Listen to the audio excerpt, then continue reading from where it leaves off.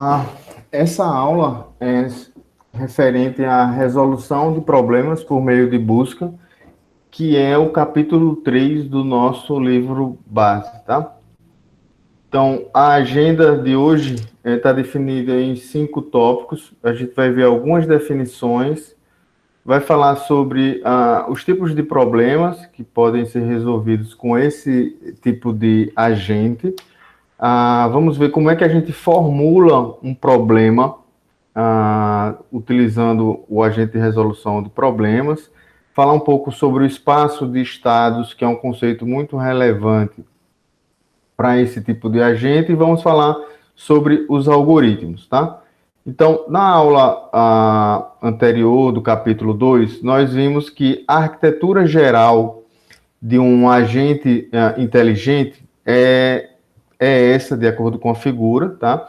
Então, o agente, ele tem basicamente 3 componentes principais: os sensores, que são responsáveis por capturar as informações do ambiente através de uma lista de percepções; um raciocinador, que vai decidir qual ação deve ser feita para modificar o ambiente. Essa ação ela vai ser feita através de um atuador, né?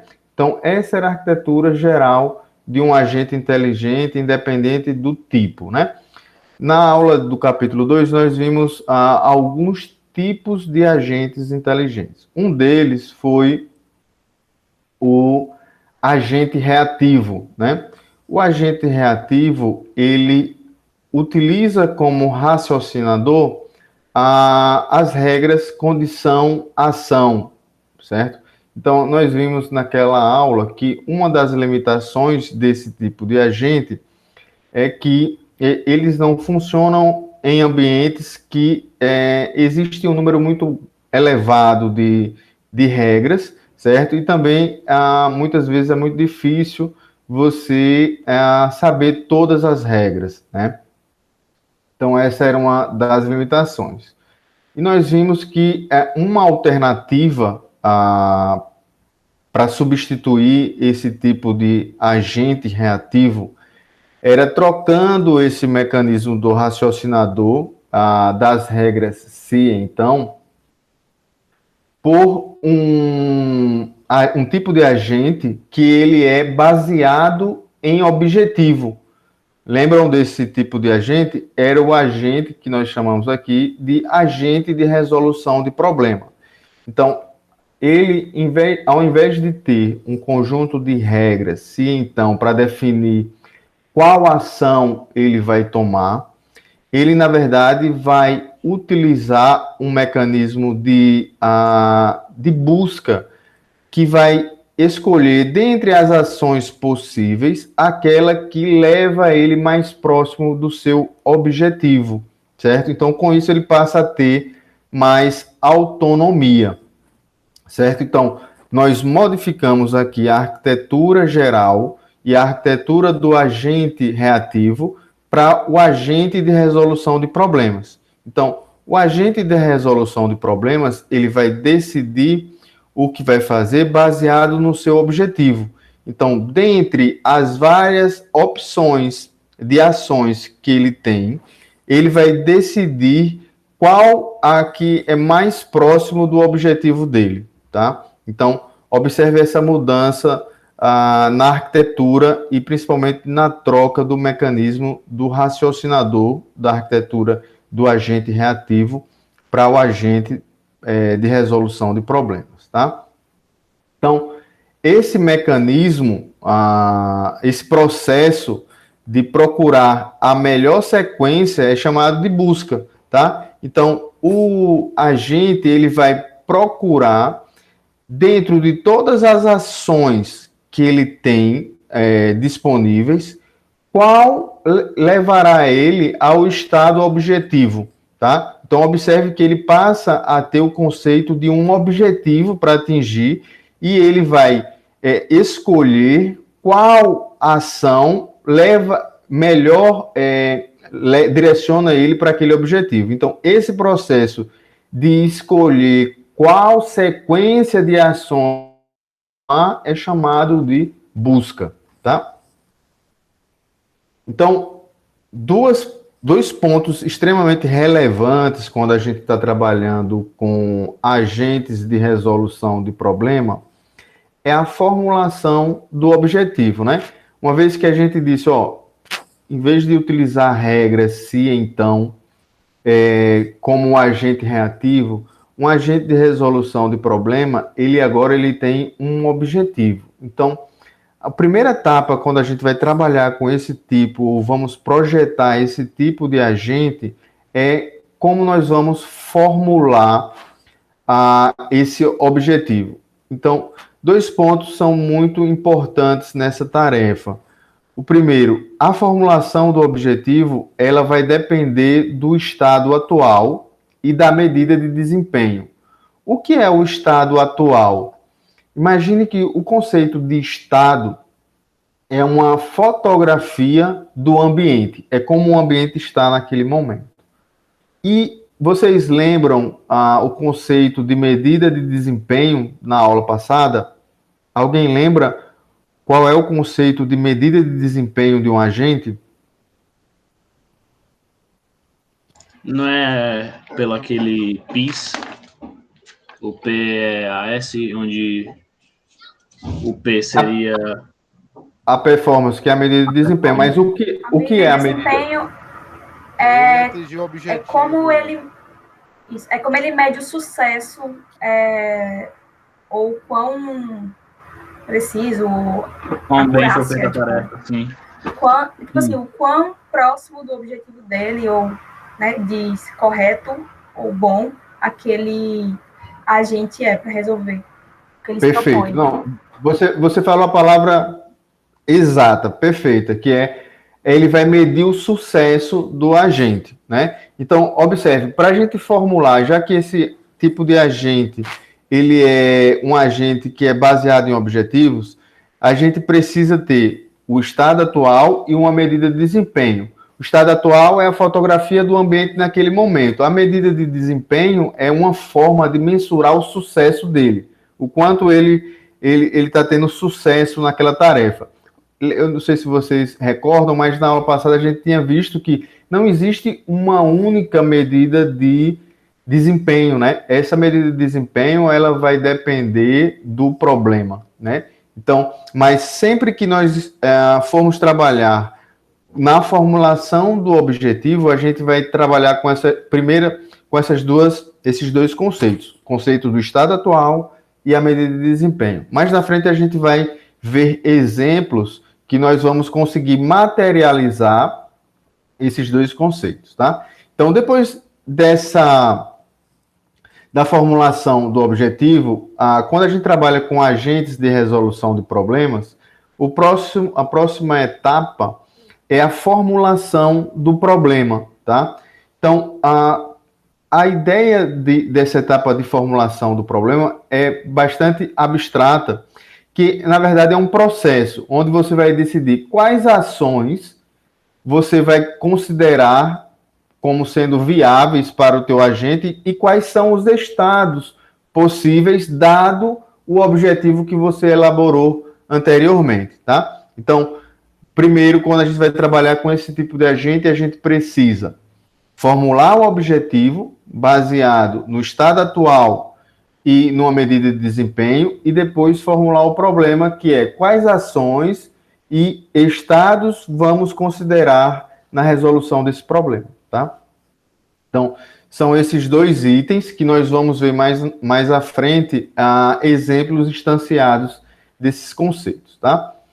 Eu não sei se vocês lembram, na aula do capítulo 2, que eu falei que existiam dois grandes tipos, ou duas grandes categorias de problemas em IA. Vocês recordam quais são?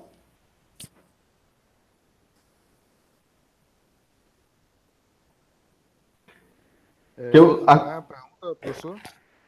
Existe a quantidade de problemas que você pode resolver utilizando IA é infinita, né? mas a gente pode agrupar os tipos de problema através daquelas propriedades que a gente viu, né? Estocástico, completamente observável, parcialmente observável, mas antes dessas propriedades, a gente disse, existem basicamente dois grandes tipos de problemas que podem ser, a gente pode agrupar em A. Vocês lembram quais são esses dois tipos?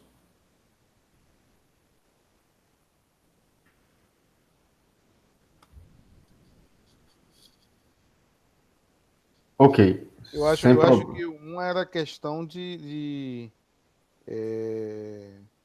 em A gente tem que escolher um problema para resolver de cada vez e não tentar resolver todos os problemas. Eu acho que tem a ver com isso aí. Eu acho que esse é o conceito mais geral, aquele conceito de dividir para conquistar.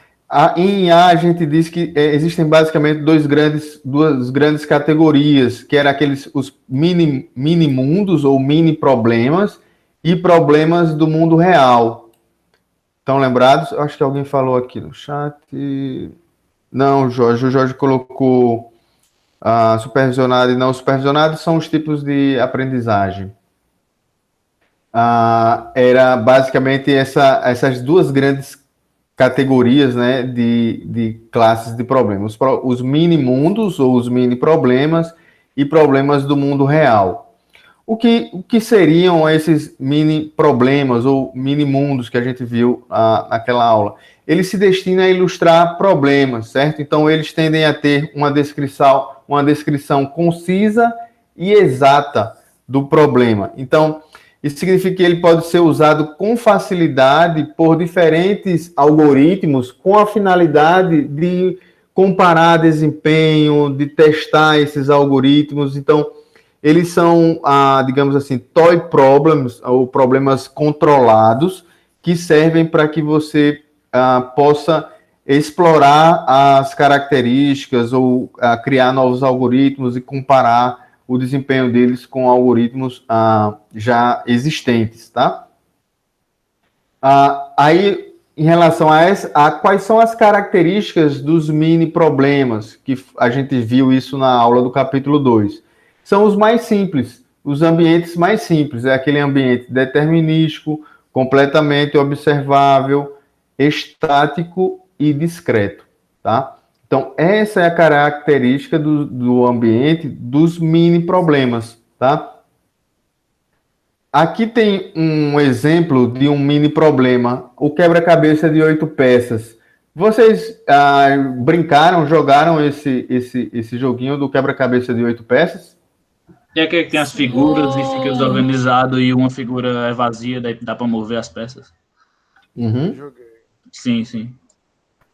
Nice. No caso, aqui é o dos números, né?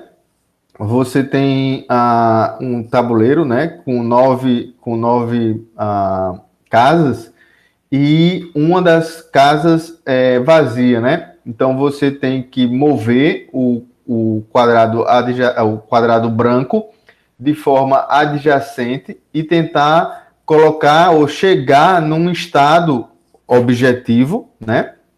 Que seria o quadrado vazio no primeiro quadrante aqui do quebra-cabeça e todos os outros números de forma ordenada, né? Então, esse é um exemplo clássico de um mini problema utilizado para você testar algoritmos, comparar performance, tá? Então, ele é completamente observável, ele é determinístico, ele é discreto, tá? Todos aqueles conceitos que nós vimos no capítulo 2, tá? E os problemas do mundo real, né? A gente viu que existem basicamente dois grandes tipos, né? Duas grandes classes de problemas que nós podemos resolver utilizando os agentes de resolução de problema, os mini mundos ou mini problemas e problemas do mundo real. Os problemas do mundo real são aqueles cujas soluções de fato preocupam as pessoas, certo? Então, eles tendem a não ter uma única descrição consensual. Então, a gente pode dizer que são aqueles problemas com características de ambiente, propriedades de ambiente, mais difíceis, como parcialmente observável, estocástico, certo? Dinâmico, certo? Contínuo. Então, são esses de problemas do mundo real tende ao infinito. Mas aqui eu elaborei eu selecionei alguns que estão no livro, estão no capítulo 3 do nosso livro base, tá? Então, aqui são exemplos de problemas do mundo real que vocês podem utilizar o agente que nós estamos aprendendo hoje para resolver esses problemas, tá?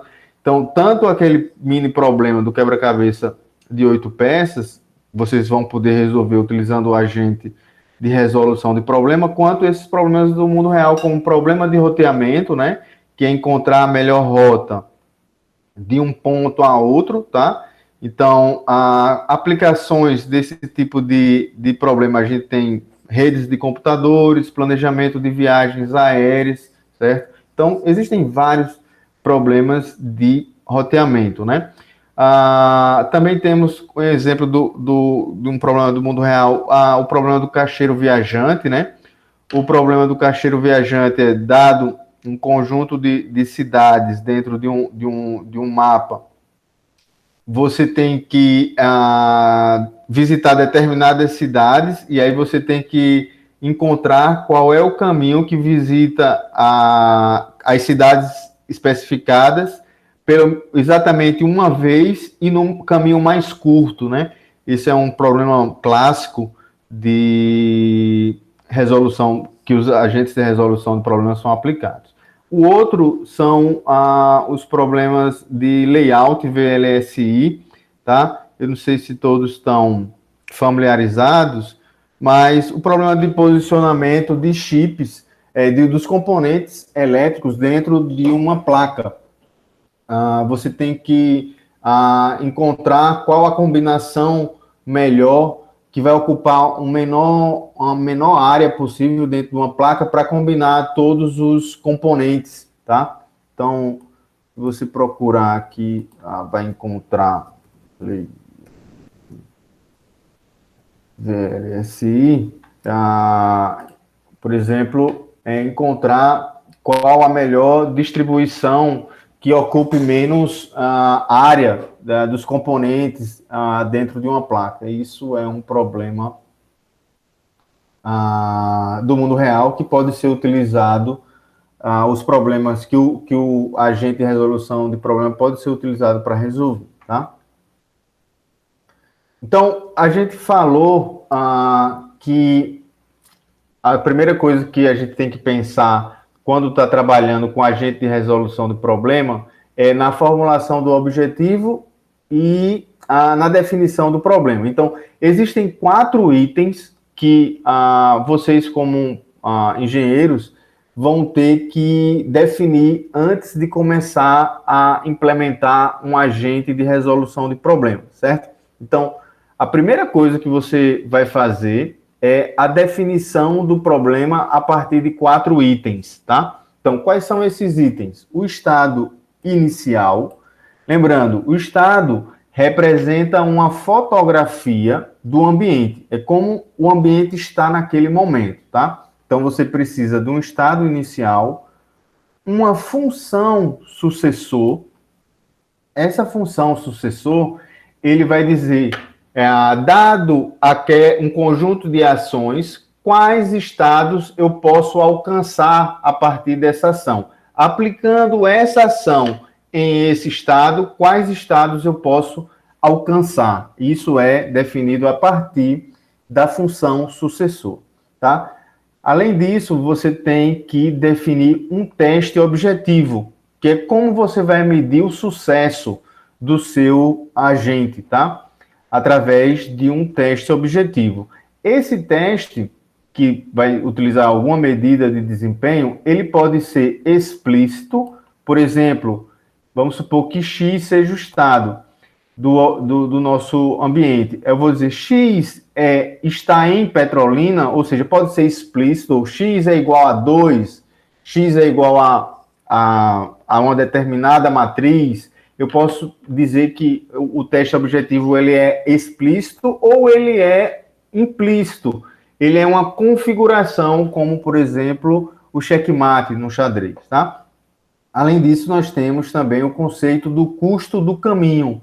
O custo do caminho é do estado inicial ao estado que eu estou agora, qual foi o custo de percorrer esse caminho. Então, quando nós estamos construindo uma solução utilizando agentes de resolução de problema, a primeira etapa é especificar o problema.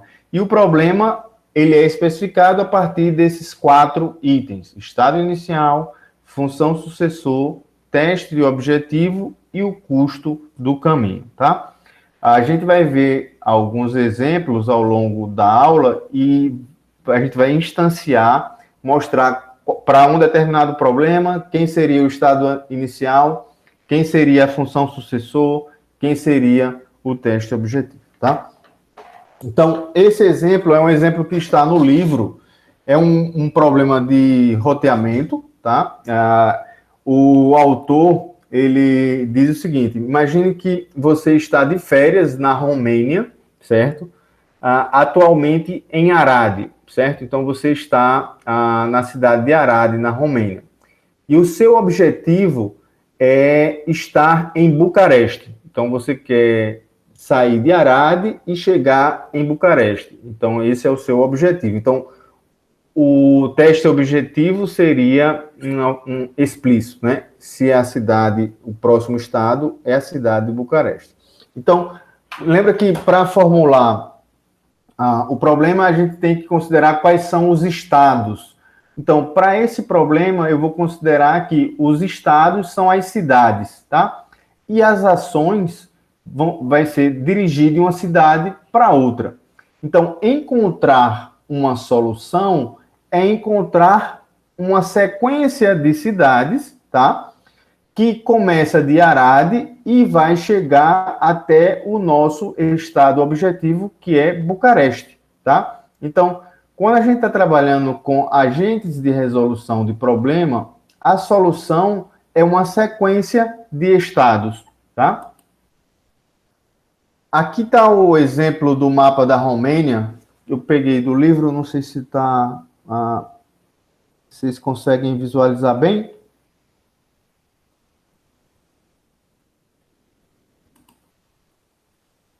Dá para ver, professor. Ok, então aqui, ó, aqui essa cidade que está marcada, ela é a cidade de Arad. Só uma coisa, eu coloquei o slide no Classroom, então caso vocês estejam com dificuldade de visualizar na transmissão, você pode abrir uma outra guia aí e dar um zoom, baixar lá no PDF, dar um zoom no mapa para poder acompanhar melhor. Então, a gente está aqui em Arad e quer chegar aqui, ó, em Bucareste, tá?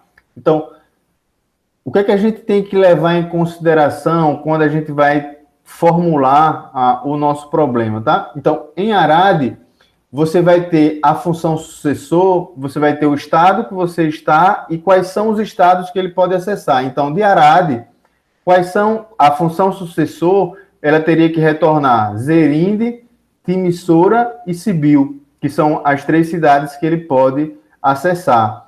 Então, se ele tiver em Oradéia, que é outra cidade, a função sucessora, ela deveria retornar Zerinde e Sibiu, tá? Então, aqui está o mapa da Romênia, só para ilustrar a ideia do conceito da função sucessor, tá?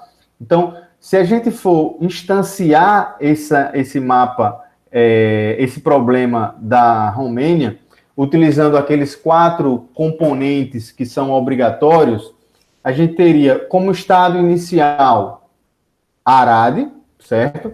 Que é a cidade onde ele se encontra. A função sucessora vai ter que ser um mapeamento, dado um estado, quais cidades eu posso acessar a partir daquele estado. Então, ele vai me retornar, pense como uma lista de estados, tá? Então, a função sucessora, ele vai retornar os estados que eu posso acessar a partir do estado atual. O teste objetivo, aqui é um teste explícito. Eu vou verificar se o estado atual é Bucareste, certo? E o custo do caminho vai depender da abordagem que você está utilizando, que pode ser a soma da distância, o número de ações que foram executadas. Nós vamos ver mais detalhes sobre a questão do custo do caminho na próxima aula, onde nós vamos ver agentes, uma variação desse agente que tem informação, tá? Então, uma solução para esse caso, ele vai ser uma sequência de ações que levam do estado inicial para o estado objetivo. Então, toda solução para o agente de resolução de problema será uma sequência de ações que sai do estado inicial até o estado objetivo. E uma solução ótima é aquela que tem o menor custo, tá, do caminho. E esse custo vai depender da forma como você modela o problema, tá? Aqui a gente tem um outro exemplo, uma outra instância, utilizando agora um mini problema, certo? Um problema que não é do mundo real, que é o problema do quebra-cabeça de 8 peças, tá? Então, os estados que podem ser considerados aqui, especifica a posição de cada uma das peças e do espaço vazio, certo? Então, os estados é uma fotografia do seu tabuleiro, tá? Onde é que estão distribuídas todas as peças. O estado inicial pode ser qualquer um dos estados, certo? De forma aleatória. A função sucessora, que vai gerar, a partir de um estado atual, quais são os estados que eu posso acessar, ele vai gerar os estados válidos que resultam da tentativa de executar 4 ações. Mover o espaço vazio para a esquerda, direita, para cima ou para baixo, né? No entanto, se ele estiver no canto, ele não vai ter todas as ações disponíveis, tá? E o teste objetivo, ele também vai ser explícito, né? Ele vai verificar se o estado atual corresponde à configuração específica do estado objetivo, que é o espaço vazio na primeira casa e todos os demais contendo os números ordenados, tá?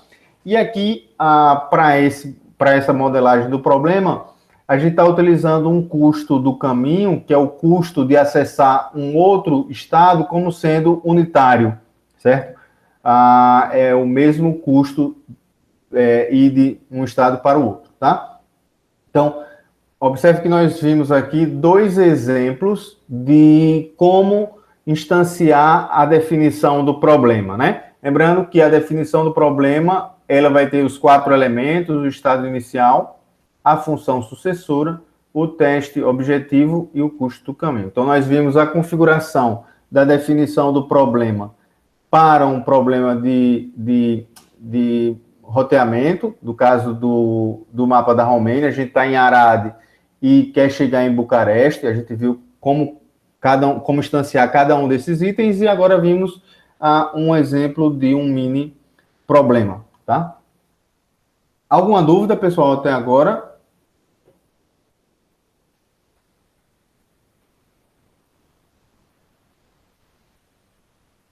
Não. Ok. Um conceito muito importante quando a gente está trabalhando com o agente de resolução de problema é o espaço de estados, tá? Então, o que é o espaço de estados quando a gente está trabalhando com agentes de resolução de problema? É o conjunto de todos os estados acessíveis a partir do estado inicial, utilizando a função sucessora, tá? Então, imagine que você pode pensar como o espaço de estados, ele é um grafo.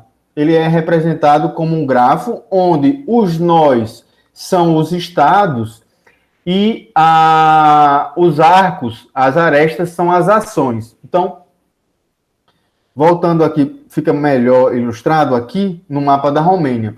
Isso aqui seria o espaço de estados do problema da Romênia. Então, a partir do estado inicial, eu aplicando a função sucessora, eu vou gerar todo o espaço de estados, tá? Então, o espaço de estados para o agente de resolução de problemas, ele vai ser o grafo completo de busca que você pode percorrer.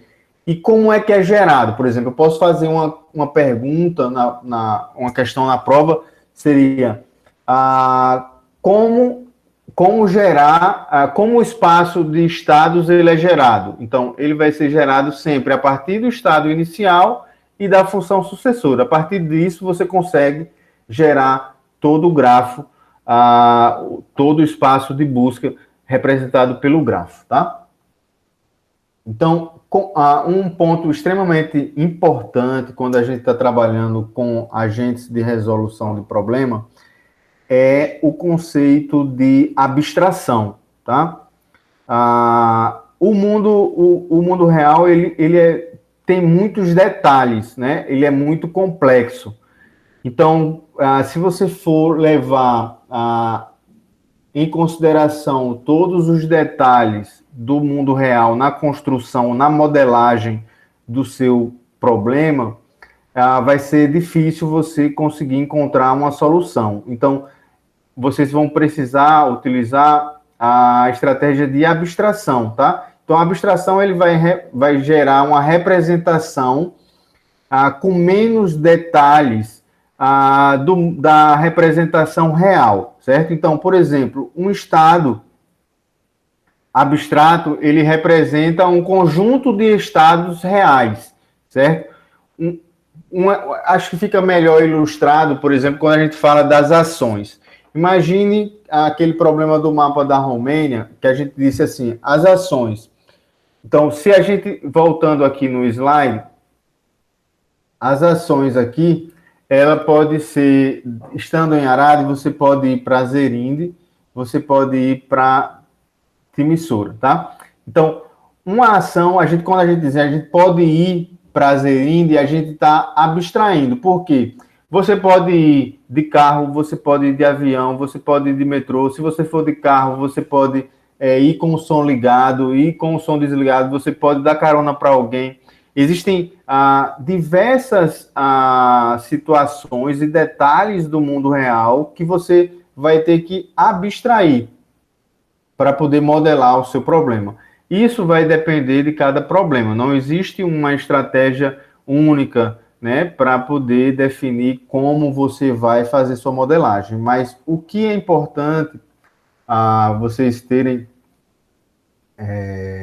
consciência é a questão do poder da abstração, certo? Então, quando a gente está trabalhando com estados, ações, a gente vai abstrair situações do mundo real, porque senão a gente não consegue construir uma solução, certo? Então, o que eu queria falar aqui nessa parte sobre o espaço de estados é como é que o espaço de estados ele é gerado e como ele é representado e a importância do uso da abstração na representação do estado e das ações, tá? Agora vamos falar como implementar, né? A gente viu até aqui o conceito geral. Agora eu vou falar um pouco sobre a implementação, né? Que o objetivo da próxima aula de vocês é que vocês implementem um agente de resolução de problemas para um problema que eu vou passar agora no final da aula, tá? Então, a gente vai falar um pouquinho sobre como você implementar um algoritmo que segue o agente de resolução de problema. Então, você teria duas estruturas de dados importantes para poder te dar suporte na implementação de um agente de resolução de problema. A primeira estrutura seria o nó, certo? Lembrando, como a gente está falando que o espaço de estado ele é representado por um grafo, tá? Então, nada mais natural de que a gente utilize uma estrutura de dados de um nó, certo? Então, o nó, ele vai ter ele pode ter 5 atributos, tá? O estado, certo? Lembrando que o estado é uma configuração do ambiente, ele vai ter uma ação, que foi qual ação levou para esse estado, ele vai ter um nó pai, esse nó pai é um ponteiro que aponta para o nó que gerou ele, certo? Então, se a gente estiver trabalhando com o nó raiz, que é o estado inicial, o nó pai ele vai ser nulo. No caso de Python, ele vai ser none, certo? E nós vamos ter o custo do caminho. Para esse primeiro tipo de algoritmo que a gente vai implementar, vocês vão utilizar o custo do caminho unitário, certo? Então, o custo de qualquer ação é igual a 1. E nós temos também a profundidade, que representa qual é o nível de profundidade daquele nó, certo? Que pode ser opcional, você não necessariamente precisa, mais para poder visualizar. Então, para vocês implementarem os algoritmos que a gente vai ver agora, é mais fácil você implementar utilizando essa estrutura de dados do nó com esses 5 atributos, tá? A outra estrutura de dados que vocês vão precisar para o algoritmo é a borda, tá? E o que é uma borda para o agente de resolução de problema? A borda ela é uma coleção de nós que foram gerados, mas que ainda não foram expandidos. É chamado de borda, tá? Então, a borda seriam aqueles nós que não são folhas, são aqueles nós que ainda podem ser expandidos, certo? Então, a borda é uma coleção de nós que foram gerados, mas que ainda não foram expandidos, tá? Então, a borda ela pode ser representada por uma fila, tá? Que deve possuir as seguintes operações. Essas operações aqui é para o algoritmo que eu vou mostrar na próxima tela, esse algoritmo está no livro da gente, tá? Então, ele propõe que a borda tenha essas 4 funções para que dê suporte ao algoritmo que a gente vai ver. Então, a borda tem que ter uma função para dizer se a borda está vazia, ou seja, não tem nenhum elemento que não foi expandido ainda no grafo. Inserir, você vai adicionar um elemento na borda, remover o primeiro elemento da borda e inserir todos os elementos na borda, certo? Então, esse é a segunda estrutura de dados necessária para vocês implementarem esse algoritmo. A primeira é o nó e o segundo é a borda com essas 4 funções, tá? Aqui está o algoritmo, a descrição geral do algoritmo da busca em árvore. Se você for implementá-lo, né? Quando você for implementá-lo, você pode escrever ele dessa mesma forma, nessa mesma sequência que vai funcionar, só que ele está descrito aqui de forma abstrata, mas ele funciona, tá? Então, aqui está a função, o nome busca em árvore, ele vai receber como parâmetro um problema, certo? No caso, a representação sua do problema, e vai retornar uma solução ou falha, tá? Então, primeiro, ele vai iniciar a borda ela vai começar vazia e você primeiro vai colocar o estado inicial do problema. Então, você vai pedir, dado aquele problema, você vai pedir para gerar o estado inicial a partir do problema. No caso, se a gente estivesse trabalhando com um quebra-cabeça de 8 peças, o estado inicial pode ser qualquer uma daquelas configurações, tá?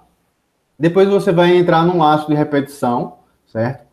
Então, repita, se a borda estiver vazia, lembra aquelas funções que a gente disse que deveria ter na estrutura de dados de borda, tá? Se a borda estiver vazia, então ela deve falhar, certo? Então, lembrando, se você bota aqui falhar, ele já sai do algoritmo, ele interrompe esse loop, certo? Então, observe que aqui a função ele retorna uma solução ou falha, tá?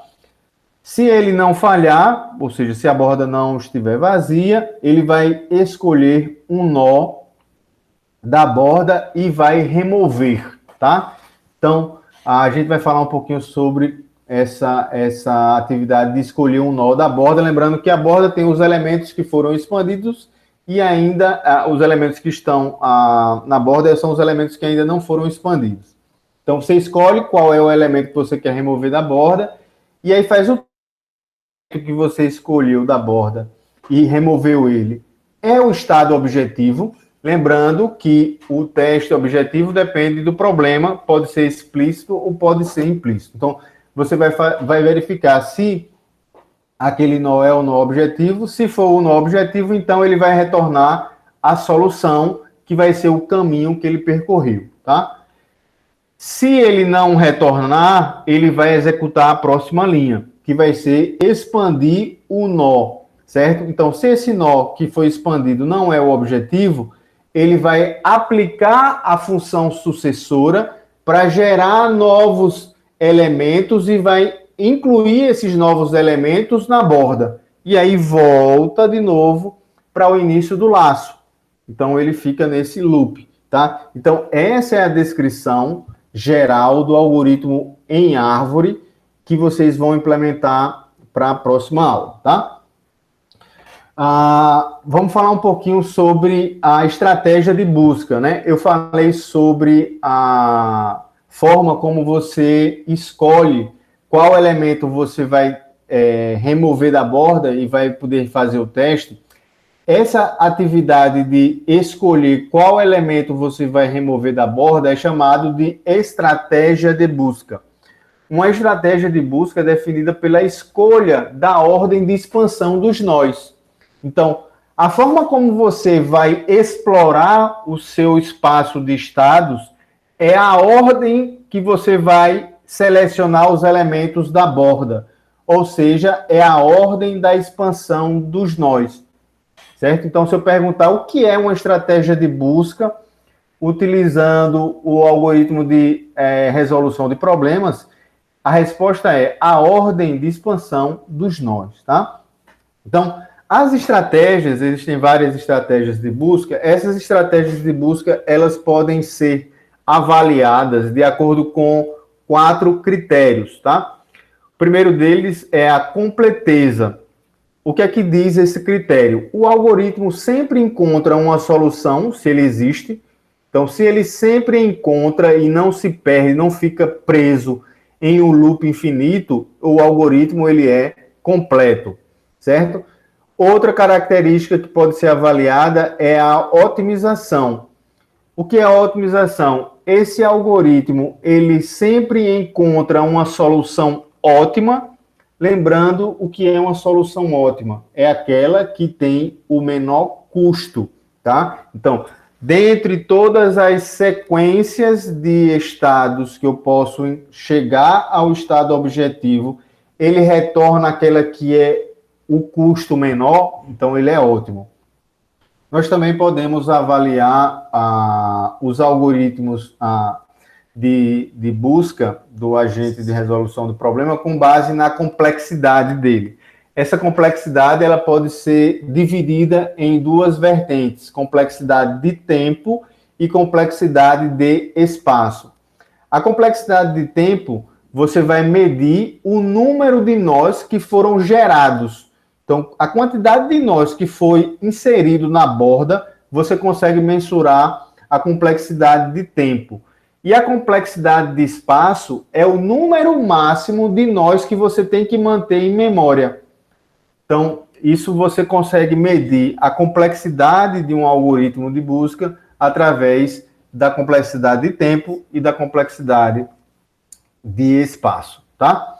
Então, o que nós vamos ver agora para finalizar são os algoritmos de busca sem informação, que são chamados de algoritmos de busca cega, tá? Então, existem vários algoritmos que você pode utilizar para agentes de resolução de problemas. O que nós vamos ver agora são 2 clássicos, tá? que são algoritmos de busca sem informação ou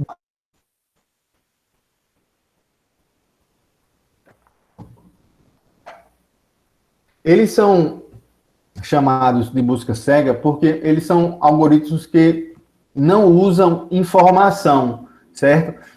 O que é que significa isso? Significa que ele não leva em consideração nenhuma informação sobre o estado mais promissor, ou seja, qual é o estado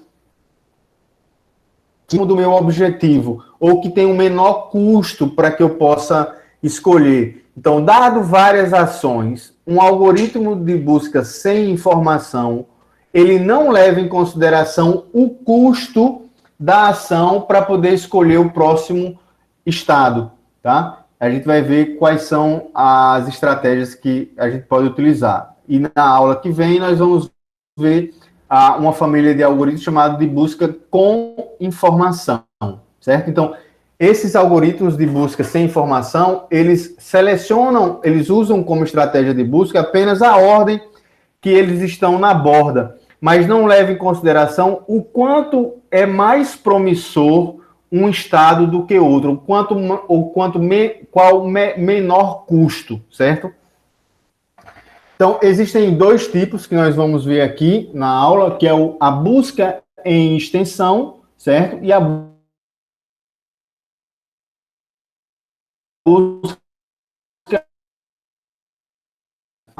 em seguida, todos os sucessores dele depois são expandidos, certo? Então, todos os nós em uma mesma profundidade são expandidos antes que todos os nós seguintes sejam expandidos, certo? Vocês conseguem me dizer, dado aquele algoritmo geral que eu apresentei, qual é o tipo de fila que a borda tem que ser para executar a busca em extensão? Ou busca em largura, também é conhecido como busca em largura. Vocês saberiam me dizer?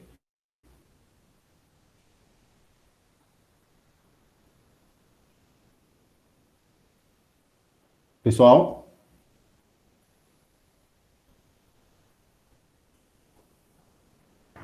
Jorge escreveu no chat. Esquerda para a direita. Vamos ilustrar aqui. A busca, ela seria mais ou menos assim. A gente vem da raiz, aí da raiz a gente vai adicionar os sucessores aqui, certo? Isso aqui é para uma árvore binária, né? Que é uma função sucessor que cada nó vai ter 2 filhos, tá? Então, ele vai sempre expandindo os nós que estão na mesma profundidade. E ele nunca vai procurar expandir primeiro os nós que são mais profundos.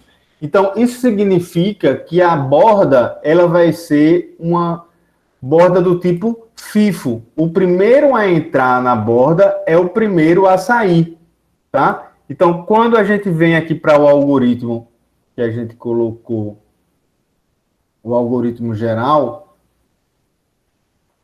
acho que passei, deixa eu ver, aqui o algoritmo geral, essa borda, ela vai ser do tipo FIFO, quando a gente estiver trabalhando como um algoritmo de busca em largura. Ou seja, o primeiro nó que foi a ordem em que ele é adicionado na lista é a ordem que ele vai sair. Então, o primeiro a entrar é o primeiro a sair da sua lista, certo?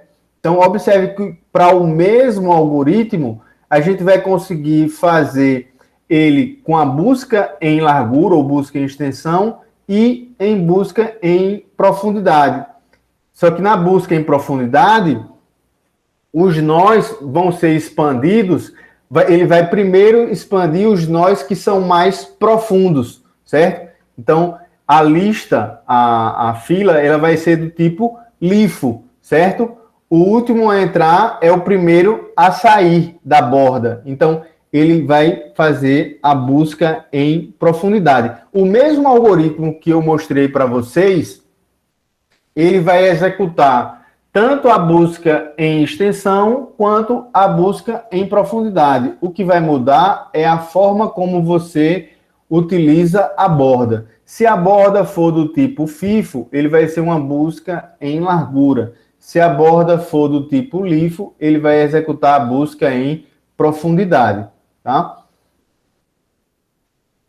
Deixa eu encerrar aqui.